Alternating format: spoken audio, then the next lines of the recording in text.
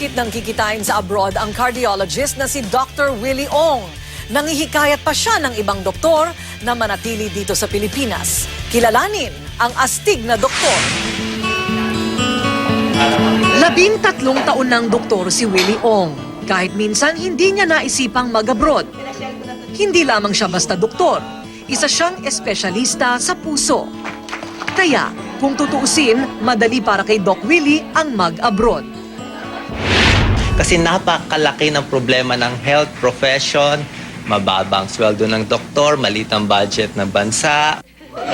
Imbis na atupagin ang pangingibang bansa upang humakot ng dolyar, itinatatag niya ang Movement of Idealistic and Nationalistic Doctors o MIND. Ito ang grupo na naghihikayat ng mga kapwa-doktor na huwag umalis ng Pilipinas at dito manggamot. Actually, I have only two choices eh. Sasabihin mo sa kanila umalis sila o sasabihin mo sa kanila magstay sila. May itinayo pa siyang museum sa Pasay City, ang kauna-unahang medical museum.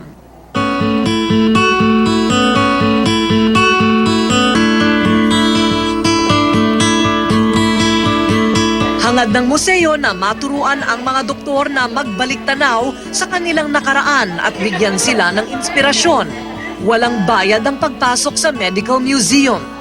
Nanggagamot din siya ng libre sa Pasay at nagbibigay ng free clinic sa iba't ibang lugar.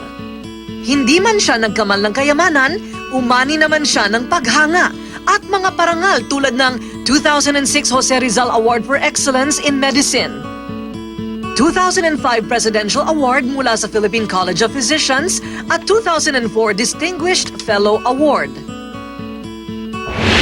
Sinusunod ko to, feeling ko itong mission ko, kaya ko to tinutuloy. Patunay ito na hindi lamang karamdaman ang dapat gamutin para gumanda ang pakiramdam, kung hindi maging ang ating mga pananaw sa buhay.